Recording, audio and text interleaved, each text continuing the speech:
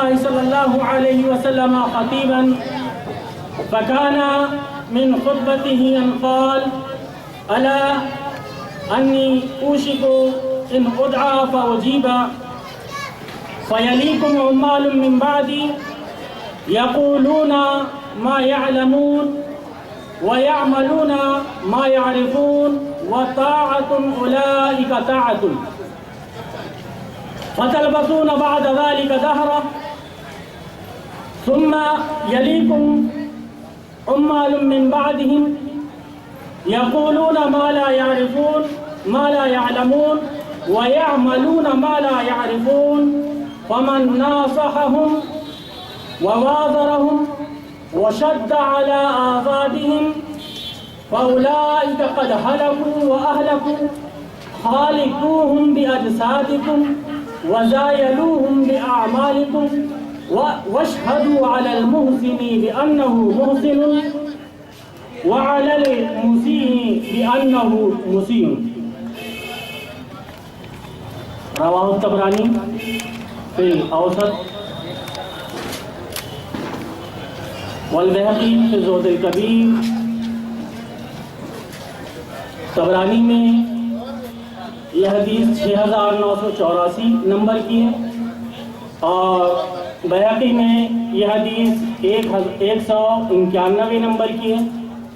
اور علامہ البانی نے اس حدیث کو اپنی تحقیق سلسلۃ الاحادیث الصحیحہ جلد نمبر 2 حدیث نمبر 1728 یہ جلد نمبر 2 میں صفحہ نمبر 264 میں آپ کو یہ حدیث مل جائے گی. معزز سامعین کرام، آپ نے ایک آیت کریمہ کی تلاوت سماعت فرمائی اور اس کے بعد میں آپ نے نبی کریم صلی اللہ علیہ وسلم کی ایک حدیث جو آپ صلی اللہ علیہ وسلم نے بیان فرمائی ہے، جو صحیح حدیث ہے، وہ آپ نے سماعت فرمائی. علامہ البانی نے اس حدیث کو صحیح کہا ہے اور اپنی تحقیق میں علامہ البانی نے سلسلۃ الاحادیث الصحیحہ میں اس کو ذکر کیا.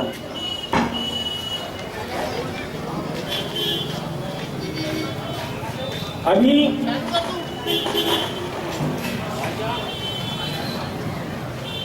جیسا کہ آپ نے اعلان میں سماعت فرمایا کہ حج کے بارے میں، قربانی کے بارے میں، عمرہ کے بارے میں، زیارت کے بارے میں آپ لوگوں کے سامنے کچھ باتیں پیش کی جائیں گی.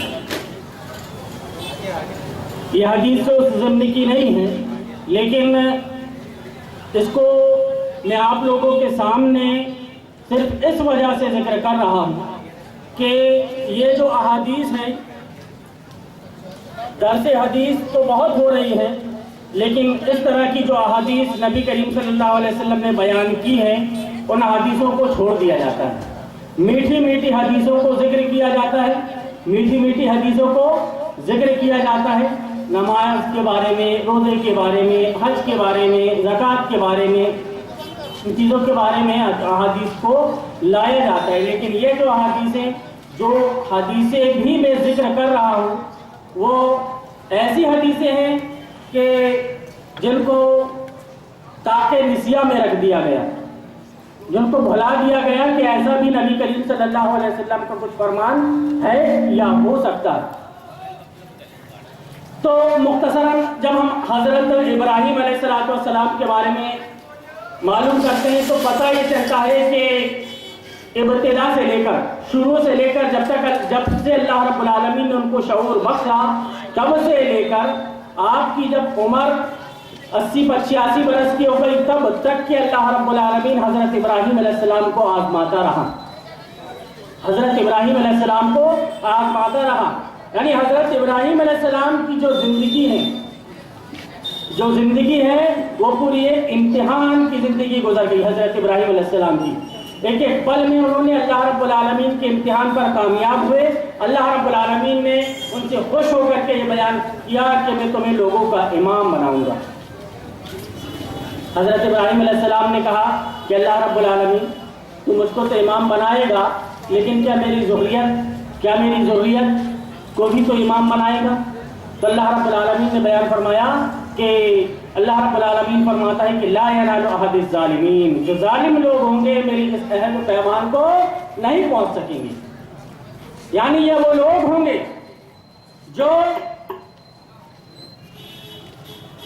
نظر انداز کر دیتے ہوں گے خدا کی بات کو، رسول کی بات کو، خدا کی بات کو اور رسول کی بات کو نظر انداز کر دیتے ہیں. جو کچھ میٹھا میٹھا ان کے سامنے بیان کیا جائے اس پر عمل ہوا، اور جو اللہ رب العالمین جہاں امتحان کی بات آئی وہاں پہ وہ جا کر کے فیل ہو گئے، امتحان میں وہ کامیاب نہ ہو سکے. ابراہیم علیہ السلام کی زندگی میں ہم دیکھتے ہیں تو حضرت ابراہیم علیہ السلام نے نمرود سے پنگا لیا، اور اسی ابراہیم کی سنت کو ہم ادا کرنے جا رہے ہیں نمرود کی مصالحت کے ساتھ. اگر حضرت ابراہیم علیہ السلام نمرود سے سمجھوتا کر لیتے، اس کی بات کو مان لیتے، اس کی بات کو سمجھ لیتے، وہ جیسا سمجھاتا ویسا سمجھ لیتے جیسے آج ہندوستان کے مسلمان سمجھ بیٹھے ہیں. اگر وہ سمجھ لیتے تو یہ نوبت ہی نہیں آتی قربانی کی یہ نوبت ہی نہیں آتی. اللہ رب العالمین نے پل میں حضرت ابراہیم علیہ السلام کو آزمایا، اور حضرت ابراہیم علیہ السلام اس میں کامیاب ہوئے. جیسا کہ حضرت ابراہیم علیہ السلام کی سنت سے ہمیں یہ معلوم ہوا کہ اگر کوئی حق پر قائم ہے تو اس کے ساتھ رہو، اور اگر کوئی حق کی مخالفت میں ہے تو اپنی زبان سے اس شخص کے بارے میں یہ کہو کہ یہ غلط ہے. اس کے سامنے ذکر کرو، بولو کہ جو کچھ تو یہ کر رہا ہے وہ صحیح نہیں کر رہا ہے، جو کچھ تو کر رہا ہے وہ غلط کر رہا ہے. جیسا کہ ابراہیم علیہ السلام نے کہا کہ ان اللہ یاتی بالشمس من المشرق فاتی بہا من المغرب. تو زیادہ ہوشیاری مت بتا، اللہ رب العالمین سورج کو مشرق سے نکالتا ہے، تو مغرب سے نکال کر بتا دے. اس محادثے اور گفتگو سے آپ کیا سبق لیتے ہیں؟ بچپنے سے لے کر کے 50-60 سال کی عمر آپ کی ہو چکی، آپ یہ باتوں کو سنتے چلے آئے، لیکن اس گفتگو سے آپ نے کیا سبق لیا؟ جبکہ آپ کا حال یہ ہے کہ ایک طرف حضرت ابراہیم علیہ السلام نمرود کی بات کو، کسی بات کو تسلیم نہیں کر رہے ہیں، اور دوسری طرف آپ کا یہ حال ہے کہ نمرود کے بنائے ہوئے سلیبس کو اور اس کے بنائے ہوئے سسٹم کو آپ نے مان لیا، تسلیم کر لیا، اور اسی کے مطابق آپ کی زندگی گزر رہی ہے. کیا آپ کی قربانی قبول ہوگی؟ نبی کریم صلی اللہ علیہ وسلم کا یہ فرمان، آپ صلی اللہ علیہ وسلم کی یہ حدیث پاک آپ سماعت فرمائیں، سنیں. ابھی میں نے آپ کو یہ حدیث عربی میں سنائی تھی تو وہ تو آپ کو سمجھ میں نہیں آئی ہوگی. اب اس کا ترجمہ بھی میں آپ کے سامنے بیان کر رہا ہوں، ویڈیو بن رہا ہے. یہ جو حدیث میں نے ذکر کی وہ ویڈیو میں من وعن ویسی آ چکی، آڈیو بھی بن رہا ہے، آڈیو میں بھی وہ حدیث من وعن آ چکی جیسی میں نے ذکر کی ہے ویسی. اب اس حدیث کو کوئی بھی اٹھا کر دیکھ سکتا ہے کہ کیا یہ حدیث ہے یا نہیں ہے، کہ یا یہ ان کا کام ہی ہے اڑن بڑن حدیثوں کو بیان کرنا. جبکہ کوئی آدمی اپنی طرف سے نبی کریم صلی اللہ علیہ وسلم کے بیان کے مطابق کہ جب تک کہ تم تحقیق نہ کر لو کہ نبی کریم صلی اللہ علیہ وسلم کا یہ فرمان ہے تب تک کہ بیان نہ کرو. اور یہ جو حدیث میں آپ لوگوں کے سامنے بیان کر رہا ہوں یہ تحقیق شدہ ہے.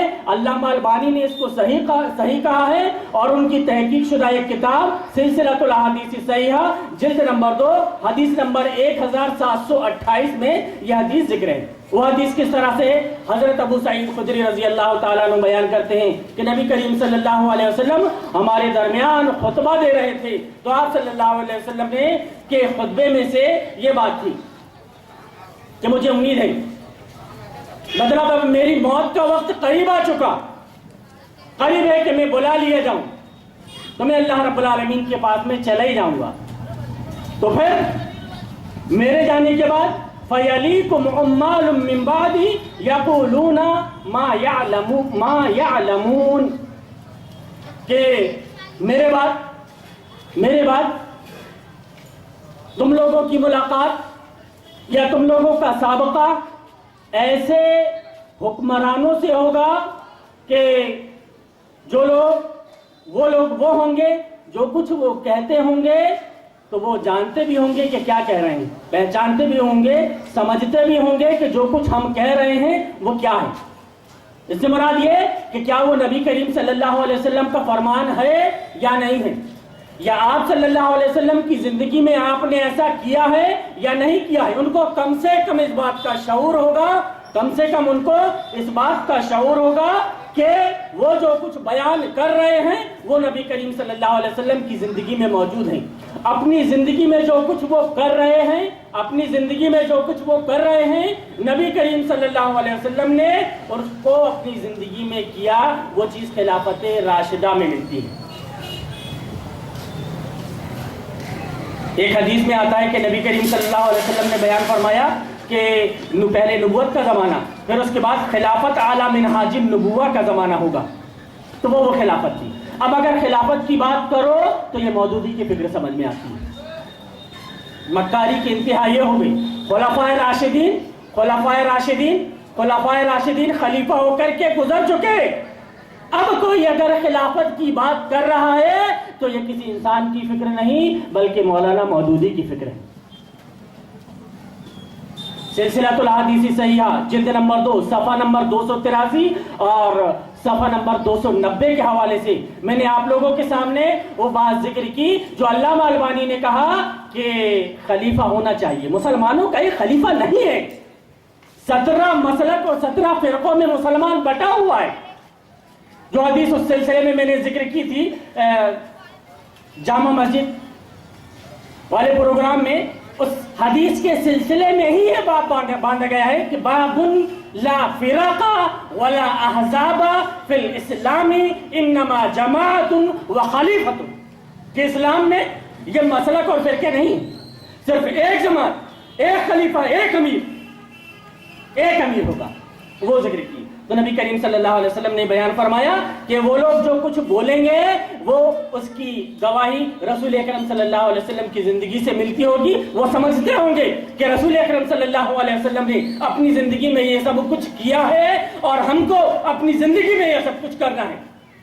تو نبی کریم صلی اللہ علیہ وسلم بیان فرماتے ہیں کہ فَأُولَئِكَ وَطَاعَةٌ أُولَئِكَ طَاعَةٌ وَطَاعَةٌ أُولَئِكَ طَاعَةٌ، کہ ایسے لوگوں کی اطاعت ہی اصل اطاعت ہے، ایسے لوگوں کی اطاعت ہی اصل اطاعت ہے۔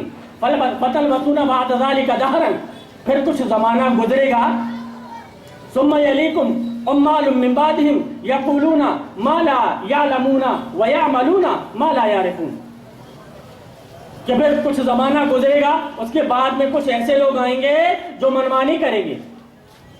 منمانی کریں گے کا مطلب ان کا جو کچھ عمل ہوگا وہ شریعت محمدیہ کی مخالفت میں ہوگا، ان کا جو بھی عمل ہوگا وہ شریعت محمدیہ کی مخالفت میں ہوگا، یعنی اس کی سند رسول اکرم صلی اللہ علیہ وسلم سے ثابت نہیں ہوگی۔ بادشاہت نبی کریم صلی اللہ علیہ وسلم سے ثابت ہے نہیں ہے، بادشاہت نبی کریم صلی اللہ علیہ وسلم سے ثابت ہے کہ نہیں ہے؟ آپ بتائیں، غور کریں کہ کیا نبی کریم صلی اللہ علیہ وسلم جب تک زندہ تھے بادشاہت تھی؟ تو ابھی بادشاہت کیوں ہے؟ اڑتے پچھتے علامہ البانی نے بھی یہ بات ذکر کی ہے کہ آج مسلمانوں کی، اسلامی ممالک نہیں کہا، مسلمانوں کے قبضے میں 54-55 ملک ہیں، لیکن ان کا یہ حال ہے کہ وہ یورپی کلچر میں ڈھلنا چاہتے ہیں، ڈھل چکے یورپی کلچر میں ڈھلنا چاہتے ہیں، ڈھل چکے یورپی کلچر میں، جبکہ اللہ رب العالمین نے تمہارے ہاتھ میں سب کچھ دیا تھا، سارا اختیار تمہارے ہاتھ میں تھا، تم چاہتے تو خلافت کو قائم کر سکتے تھے، لیکن تم نے خلافت کو قائم نہیں کیا۔ اللہ رب العالمین نے جو حضرت ابراہیم علیہ السلام سے کہا تھا کہ لا ینال عہد الظالمین، ظلم کا مطلب ہوتا ہے کہ وضع الشیء فی غیر محلہ، کہ کسی چیز کو اس کے مقام سے اٹھا کر دوسرے مقام پر رکھ دینا جو اس کا مقام نہیں ہے۔ خلافت کو اٹھا کر آپ نے اس کو ملوکیت کا تاج پہنا دیا، یہ وضع الشیء فی غیر محلہ ہی ہوا کہ آپ نے جو خلافت ہونی چاہیے تھی وہ خلافت کو نہ رکھ کر آپ نے اس کی جگہ میں اس کو بادشاہت کا تاج پہنا دیا. نبی کریم صلی اللہ علیہ وسلم کا بیان کہ علیکم معلوم ببعضهم یقولون ما لا یعلمون ویعملون ما لا یعرفون. نہیں جانتے بھی نہیں ہوں گے کہ رسول اللہ نے ایسا کیا، بادشاہت رسول اللہ کے زمانے میں تھی، جانتے بھی نہیں ہوں گے، لیکن عمل ہوگا اور عقیدت ہوگی، بہت عقیدت ہوگی. نبی کریم صلی اللہ علیہ وسلم نے بیان فرمایا خالطوہم باجسادکم وزایلوہم باعمال. نبی کریم صلی اللہ علیہ وسلم نے فرمایا کہ فمن ناصحہم ووازرہم وشد علی آزادہم، کہ ایسے لوگوں کے بارے میں کہ جن لوگوں نے ان کی ہمدردی کی کہ یہ لوگ صحیح کہہ رہے ہیں، یہ لوگ صحیح کہہ رہے ہیں، کم سے کم شرع تو قائم ہے، وہاں پہ خلافت نہیں ہے تو کیا ہوا، یہ لوگ صحیح کہہ رہے ہیں.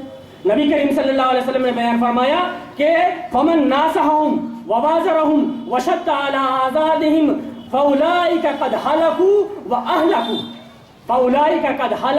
واہلکوا. جن لوگوں نے ان کی ہمدردی کی، ان کے مشیر بنے اور ان کی پشت پناہی کی، تو وہ خود بھی ہلاک ہوں گے اور دوسروں کو بھی ہلاک کریں گے. وہ خود بھی ہلاک ہوں گے اور دوسروں کو بھی ہلاک کریں گے. فاولئک قد ہلکوا واہلکوا، خود بھی ہلاک ہوں گے اور دوسروں کو بھی ہلاک کریں گے. تو نبی کریم صلی اللہ علیہ وسلم نے بیان فرمایا کہ جن لوگوں نے ان کی ہمدردی کی، ان کے مشیر بنے اور ان کی پشت پناہی کی، تو ایسے لوگوں کے بارے میں نبی کریم صلی اللہ علیہ وسلم نے یہ بیان فرمایا کہ وہ تو خود ہلاک ہوں گے ہی ہوں گے جو حکام بنے بیٹھے ہیں، اور ان کے ساتھ ساتھ یہ جو ان کی تائید کر رہے ہیں، ان کی پشت پناہی کر رہے ہیں اور ان کے بارے میں یہ بتا رہے ہیں کہ یہ حق پر قائم ہیں. نبی کریم صلی اللہ علیہ وسلم نے بیان فرمایا کہ وہ خود بھی ہلاک ہوں گے اور دوسروں کو بھی ہلاک کریں گے. تو نبی کریم صلی اللہ علیہ وسلم نے بیان فرمایا کہ اب ایسے وقت میں تم کو کرنا کیا چاہیے، ایسے وقت میں تم کو کرنا کیا چاہیے. نبی کریم صلی اللہ علیہ وسلم کا فرمان خالطوہم باجسادکم وزایلوہم باعمالکم. جسمانی طور پر یعنی میل ملاقات میں الیک سلیک تو کرتے رہو، لیکن ان کے عمل کا بائیکاٹ کرو، الگ ہو جاؤ ان کے عمل، جو کچھ وہ عمل کر رہے ہیں ان کے عمل سے الگ ہو جاؤ. وزایلوہم باعمالکم، تم جو کچھ بھی عمل کرو گے تو تمہارا عمل ایسا نہیں ہونا چاہیے جیسا عمل ان حکمرانوں کا ہوگا. اگر تم ایسا کرو گے تو وہ تو ہلاک ہوں گے ہی ہوں گے، خود تو ڈوبیں گے صنم، تم کو بھی ساتھ لے ڈوبیں گے. وَزَایَلُهُمْ بِأَعْمَالِكُمْ وَاشْهَدُوا. حدیث کے اس ٹکڑے کو ذرا غور سے سنیں، حدیث کے اس ٹکڑے کو ذرا غور سے سنیں. یہ طبرانی میں حدیث نمبر 6984، بیہقی میں حدیث نمبر 191، سلسلۃ الاحادیث الصحیحہ میں جلد نمبر 2 حدیث نمبر 1728. نبی کریم صلی اللہ علیہ وسلم کا فرمان، کوئی مائی کا لال اس حدیث کو غلط ثابت نہیں کر سکتا. نبی کریم صلی اللہ علیہ وسلم کا فرمان وَاشْهَدُوا عَلَى الْمُحْسِنِ بِأَنَّهُ مُحْسِنٌ. یہ انبیاء کا شیوا رہا ہے، یہ انبیاء کا شیوا رہا ہے کہ اگر کسی نے کوئی غلط بات کہی، اگر غلط بات کہی تو ان کا بائیکاٹ کیا اور اپنی زبان سے یہ کہا کہ یہ غلط کہہ رہا ہے. نبی کریم صلی اللہ علیہ وسلم نے بھی اس حدیث میں وہی تعلیم دی کہ وَاشْهَدُوا عَلَى الْمُحْسِنِ بِأَنَّهُ مُحْسِنٌ وَعَلَى الْمُسِيءِ بِأَنَّهُ مُسِيءٌ، کہ تم گواہی دو جو صحیح راستے پر قائم ہے، علی المحسن، محسن کے بارے میں تم گواہی دو کہ بھائی یہ آدمی صحیح ہے، راہ پر ہے، یہ سیدھے راستے پر ہے. وَعَلَى الْمُسِيءِ بِأَنَّهُ مُسِيءٌ، اور جو راہ راست سے ہٹا ہوا ہے، جو شریعت کے خلاف کام کر رہا ہے، منہ پھوڑ کر اس شخص کے بارے میں، اس جماعت کے بارے میں یہ بولو کہ یہ غلط ہے، شریعت محمدیہ کی مخالفت میں ہے. آج جتنے بھی مسلک اور جتنے بھی فرقے ہندوستان میں یا دنیا میں پائے جا رہے ہیں وہ فرقے صحیح نہیں ہیں. علامہ البانی نے خود باب باندھا ہے کہ لا فرقہ ولا احزاب فی الاسلام انما جماعت و خلیفۃ، کہ صرف ایک جماعت اور صرف ایک خلیفہ ہے، اسلام میں کوئی مسلک اور فرقے نہیں ہیں. تو اشہدو، یہ ہر مسلمان کا فرض بنتا ہے. نبی کریم صلی اللہ علیہ وسلم نے یہاں پہ حکم دیا کہ تم گواہی دو محسن کے بارے میں کہ یہ محسن ہے، سیدھے راستے پر ہے. وَعَلَى الْمُسِيءِ بِأَنَّهُ مُسِيءٌ، اور جو غلط راستے پر ہے، راہ راست سے ہٹا ہوا ہے، تو اس کے بارے میں تم کو یہ بولنا ہے کہ یہ راہ راست سے الگ ہے. آخر میں اللہ رب العالمین سے دعا ہے کہ بار الہ تو ہمیں ان احادیث صحیحہ پر عمل کرنے اور اسلام کی ایک جماعت، ایک خلیفہ، ایک امیر کی اطاعت میں چلنے اور اس کو قائم کرنے، اور خلافت اگر نہیں ہے تو اس کو نافذ کرنے میں ہمیں اپنی جان و مال لگانے کی توفیق عطا فرمائے. بارک اللہ لنا و لکم فی القرآن العظیم ونفعنا و ایاکم بالآیات و ذکر الحکیم انہ تعالی جواد کریم ملک بر کریم رب الحلیم.